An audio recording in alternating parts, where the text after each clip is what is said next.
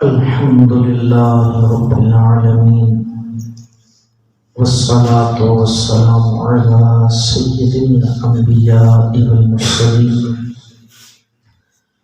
الحمد لله الذي لم يزل عالما قديرا حيا قيوما سميعا بصيرا، وعلى آله وأصحابه كثيرا كثيرا كثيرا.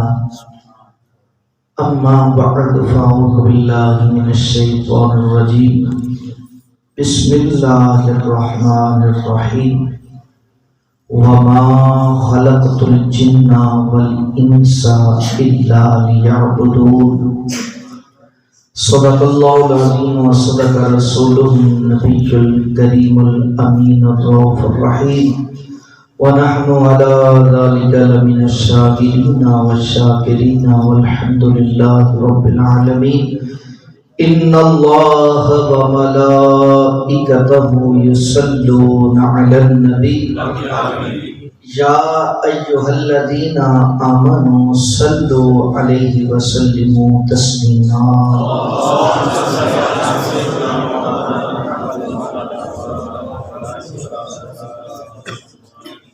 میرے پیارے مصطفیٰ کریم علیہ السلام کو اللہ کریم نے جو عطا فرمایا، جتنا عطا فرمایا، بے مثل و بے مثال عطا فرمایا. کائنات کے اندر نہ اس کی مثل ملتی ہے نہ مثال ملتی ہے. میرے آقا کے ابو بکر ورگا کوئی ابو بکر نہیں ہے. میرے آقا کے عمر ورگا کوئی عمر نہیں ہے. میرے آقا کے عثمان جیسا کوئی عثمان نہیں ہے. آج لوگ میرے آقا کے نور و بشر ہونے پہ جھگڑا کرتے ہیں. اللہ کریم نے میرے آقا کو عثمان کو عطا فرمایا ہے، جس کو ذوالنورین کہا جاتا ہے. اس کا معنی ہے دو نوروں والا. ارے میرے نبی کے ایک نور ہونے پہ اعتراض کرنے والوں، رب نے غلام عثمان کو عطا فرمایا ہے جس کو دو نوروں والا کہا جاتا ہے. میرے آقا کے عثمان ورگا کوئی عثمان نہیں ہے. میرے آقا کے علی ورگا کوئی علی نہیں ہے. میرے آقا کی آل ورگی کوئی آل نہیں ہے. اور میرے آقا کے کسی صحابی ورگا کوئی صحابی. میرے آقا کی ہر نسبت بے مثل و بے مثال ہے. میرے آقا کی ذات بے مثل و بے مثال ہے. پھر آقا کا جو ذکر ہے سبحان اللہ، وہ بھی بے مثل و بے مثال ہے. اللہ اکبر. میرے آقا کی ذات پہ جو درود پڑھتا ہے اللہ اسے عظمت عطا فرما دیتا ہے. اللہ اکبر. ایک وظیفہ ایسا ہے یہ درود کہ اگر جو بندہ اپناتا ہے نا اللہ اسے مقام عطا فرما دیتا ہے. کائنات میں مقام ملا کس کو؟ سرکار کی ذات. اور پھر ملا اس کو جو ان کے ساتھ ٹچ ہو گیا. سبحان اللہ. جس نے نسبت رکھ لی سرکار علیہ السلام کے ساتھ اس کو رب نے مقام عطا فرما دیا. اور درود و سلام ایک ایسا ذریعہ ہے مصطفیٰ کریم صلی اللہ علیہ وسلم کے ساتھ نسبت. سبحان اللہ. کہ جو پڑھتا ہے اور نسبت اسے نصیب ہوتی ہے تو اللہ اسے دنیا و آخرت میں مقام عطا فرما دیتا ہے. سبحان اللہ. سبحان. میرے آقا کریم صلی اللہ علیہ وسلم کی ذات پر درود و سلام پڑھنے کے بے شمار فضائل. ایک اللہ کے ولی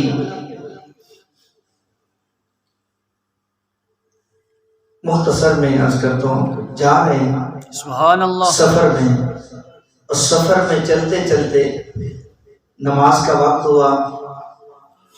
وضو کا ارادہ کیا، وضو کر کے میں نماز پڑھتا ہوں. پانی کو تلاش کیا، پانی نہ ملا. تلاش کرتے کرتے ایک کنویں کے پاس پہنچ گئے. کنویں میں پانی تو مل گیا لیکن پانی بڑا گہرا ہے نیچے. اپنا رسی ہے نہ ڈولے نکالوں کیسے؟ آپ سوچ رہے ہیں. اتنے میں ساتھ کنویں کے ایک گھر ہے، گھر کی چھت پر ایک چھوٹی سی بچی ہے. وہ کہنے لگی اے اللہ کے ولی آپ کیا کر رہے ہیں؟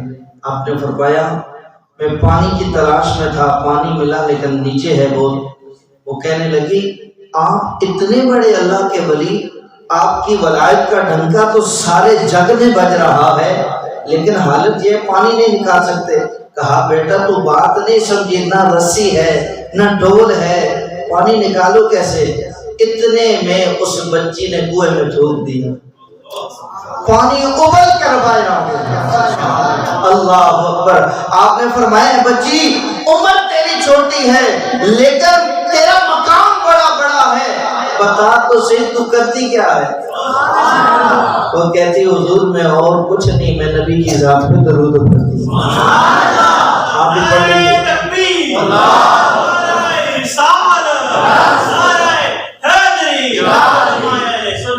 الصلاۃ والسلام علیک یا رسول اللہ وعلی آلک واصحابک یا حبیب اللہ۔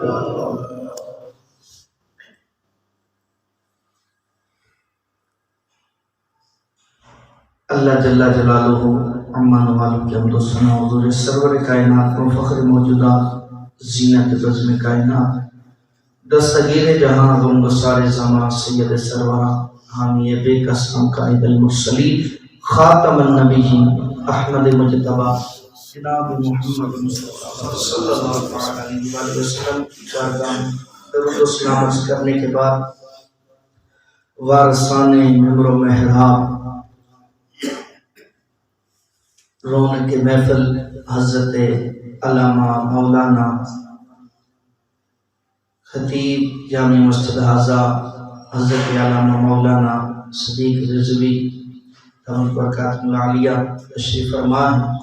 اللہ آپ کا ہم سب کا آنا اللہ کی پاک بلند بارگاہ میں قبول فرمائے، اور کل شریف کے سلسلہ میں یہ محفل پاک کا انعقاد ہے، اللہ ہمارا آنا قبول فرمائے۔ میں نے آیت کریمہ قرآن کی تلاوت کی۔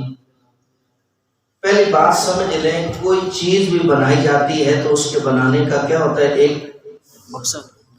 بغیر مقصد کے بے مقصد کوئی چیز بنائی نہیں جاتی۔ ہر چیز کے بنانے کا ایک مقصد ہے۔ یہ پنکھا بنایا ہے تو اس کے بنانے کا ایک مقصد ہے، یہ لائٹ بنی ہے تو اس کے بنانے کا ایک مقصد ہے، یہ قلم ہے آپ کے دل کے قریب پاکٹ میں لگا ہوا ہے خوشبو والے تو اس کے بنانے کا ایک مقصد ہے، بے مقصد کوئی چیز نہیں۔ ایک بات کہ کوئی چیز بے مقصد نہیں۔ اب پنکھا با مقصد ہے، اس کا مقصد ہے بنانے کا کیا؟ ہوا دے گا۔ لائٹ کا مقصد کیا ہے؟ روشنی دے گی۔ قلم کا مقصد کیا ہے؟ جو کلیجے کے ساتھ دل کے ساتھ خوشبو والے پاکٹ میں رکھی یہ لکھے گی۔ بتائیں یہ پنکھا اپنا کام چھوڑ دے، یہ لائٹ اپنی روشنی دینی چھوڑ دے، یہ قلم لکھنا چھوڑ دے،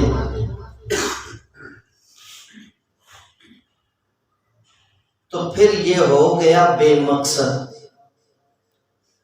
جس ہاتھ سے آپ نے اٹھا کے سر پہ لگایا تھا پنکھا، جن ہاتھوں سے لائٹ کو سجایا تھا اور جن ہاتھوں سے خرید کر خوشبو والے پاکٹ میں قلم کو سجایا تھا، انہی ہاتھوں سے اٹھا کے ردی پر پھینک دیا جاتا ہے۔ وجہ اس نے اپنا مقصد دینا چھوڑ دیا۔ تو جب یہ چیزیں مقصد ہیں تو اللہ نے انسان کو خاص الخاص مقصد کے لیے پیدا فرمایا، اور فرمایا وَمَا خَلَقْتُ الْجِنَّ وَالْإِنسَ إِلَّا لِيَعْبُدُونَ، ہم نے جن اور انسانوں کو اپنی عبادت کے لیے پیدا کیا۔ تو انسان کی زندگی کا مقصد کیا ہے؟ عبادت۔ آج ہر کوئی گھر پریشانیوں کا سامنا ہے، کوئی قرض دار ہے، کوئی گھریلو نچاکیوں کا شکار ہے، کوئی نافرمان اولاد کی وجہ سے بیزار ہے، کوئی تنگ دست و بے روزگار ہے، کوئی طرح طرح کی پریشانیوں کا شکار ہے، گھر میں جھگڑے و فساد ہیں۔ وجہ کیا ہے؟ اشرف المخلوقات رب نے بنایا، عزت ملی، یہ پنکھا چھت پہ لگ گیا ہمارے سر پہ ہے، اس کی عزت ہے، لیکن کام دینا چھوڑا تو ذلت ڈھیر پہ چلی گئی۔ تو یہ یہاں سے اتار کر ڈھیر پر پھینک دیا جائے گا۔ عزت کے بعد اس پنکھے کو کیا ملی؟ ذلت، کیونکہ اس نے کام کرنا چھوڑ دیا۔ تو انسان غور کرے، مجھے پریشانیوں نے گھیرا ہے، میں آج پریشان ہوں، جھگڑے فسادوں اور تنگدستی میں گرا ہوا ہوں، کہیں میں نے اپنا مقصد تو نہیں چھوڑ دیا؟ مجھے تو رب نے بنایا تھا اپنی عبادت کے لیے۔ تو جب یہ بے جان چیز مقصد چھوڑتی ہے تو عزت کے بعد ذلت پاتی ہے۔ تو اے انسان غور کر، تو نے اپنے کہیں مقصد کو تو نہیں چھوڑ دیا؟ رب کا تو صاف اعلان ہے، وَمَن يَعْمَلْ مِثْقَالَ ذَرَّةٍ خَيْرًا يَرَهُ وَمَن يَعْمَلْ مِثْقَالَ ذَرَّةٍ شَرًّا يَرَهُ۔ خیر کی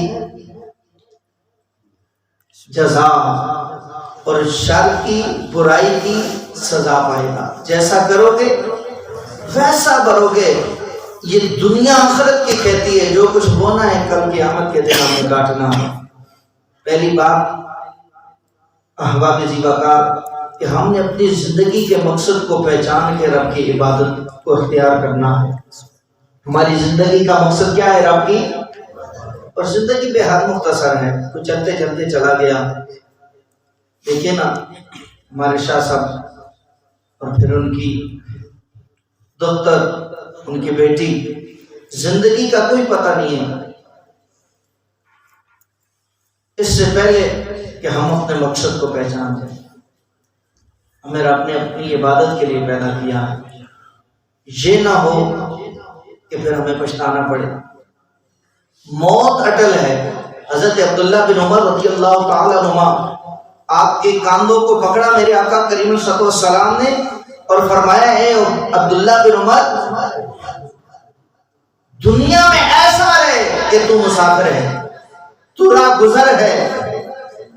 اور پھر سنیے گا، حضرت عبداللہ بن عمر کہتے ہیں، اے بندے، جب تجھے صبح مل جائے نا شام کا انتظار نہ کر، شام مل جائے صبح کا انتظار نہ کر، نہ جانے کب موت آ جائے، ایک پل کا پتہ نہیں ہے۔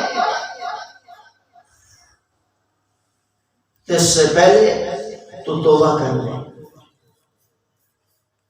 احباب ذی وقار، ہماری زندگی کا بھی کوئی پتہ نہیں کب ہم نے یہاں سے چلے جانا ہے، لیکن ہماری حالت کیا ہے؟ ایک کسان کو ملا چمکدار موتی، پتھر ملا، اس نے کہا بادشاہ کو تحفہ دوں گا۔ بادشاہ نے کہا ایسے کرو، یہ میں لیتا ہوں لیکن تجھے قیمت دوں گا۔ اس نے کہا قیمت کیا ہے؟ بادشاہ کہنے لگا قیمت یہ ہے کہ شاہی دروازہ، شاہی خزانے کا جو دروازہ ہے نا، میرا جام مال پڑا ہوا ہے، اس کا دروازہ صبح 7 سے لے کر شام 7 بجے تک کھول دوں گا، جو تو اٹھا سکتا ہے تو اٹھا لے، اس ہیرے کی قیمت۔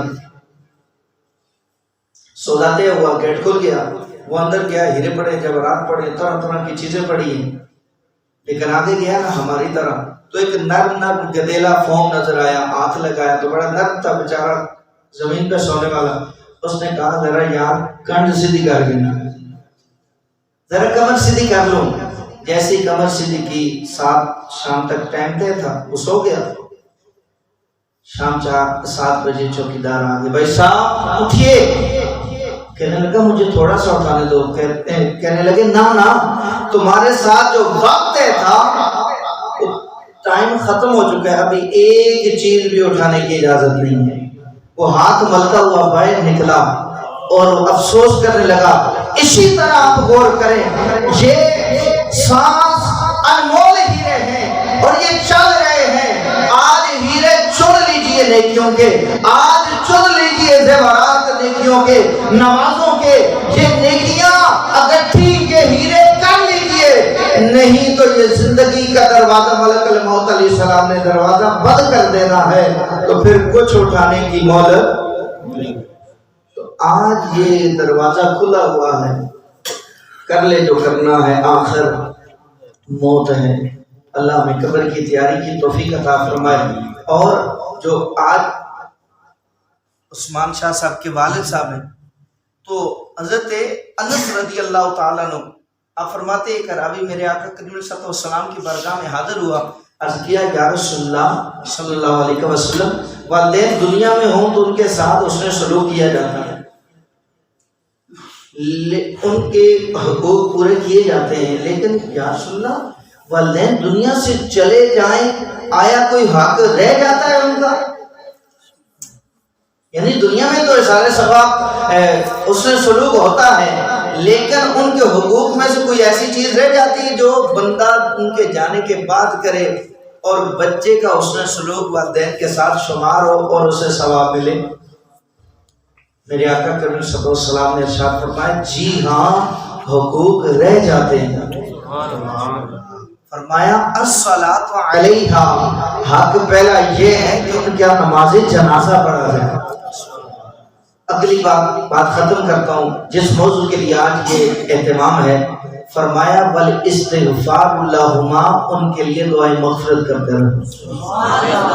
یہ والدین کا حق ہے کہ نیک اولاد وہ ہے جو اپنے والدین کے لیے ہاتھ اٹھا کے اللہ کی بارگاہ میں دعا کرتی ہے۔ اور پھر آقا کریم صلی اللہ علیہ وسلم نے یہ بتایا کہ یہ کوئی احسان نہیں ہے بلکہ حق ہے جو والدین کے ساتھ اس میں سلوک شمار ہوگا ان کے جانے کے بعد۔ الصلاۃ علیہا، ان کا نماز جنازہ، والاستغفار لہما، ان کے لیے دعائیں مغفرت۔ اور پھر کوئی قید نہیں ہے، جب مرضی کرو، 30ویں میں کرو، 30ویں دن کرو، 40ویں میں کرو، جب دل کرے کرو، اس کے لیے کوئی قید نہیں ہے۔ اور حضرت انس رضی اللہ تعالیٰ سے روایت ہے قیامت کے دن ایک شخص آئے گا، چلے گا تو نیکیاں پہاڑوں کی طرح پیچھے ہوں گی، عرض کرے گا مالک میں تو اتنا نیک نہیں تھا، اتنی نیکیاں میری تو نہیں تھی، اتنی نیکیاں کہاں سے آ گئی؟ اللہ کریم فرمائے گا یہ تیری نیک اولاد نے تیرے لیے احسان ثواب کی۔ اللہ شاہ صاحب کی، ان کی بیٹی کی بے حساب مغفرت فرمائے اور ہمیں اپنے مقصد کو پہچانتے ہوئے عبادت اختیار کرتے ہوئے زندگی گزارنے کی اللہ توفیق عطا فرمائے۔ اور جتنے اس علاقے چلے جا چکے ہیں اس دنیا سے دار بقا کو، اللہ کریم کی بارگاہ میں ملتجی ہیں، دعا کرتے ہیں اللہ ان کی مغفرت فرمائے اور ہمیں قبر کی تیاری کرنے کی توفیق عطا فرمائے۔ وما توفیقی الا باللہ۔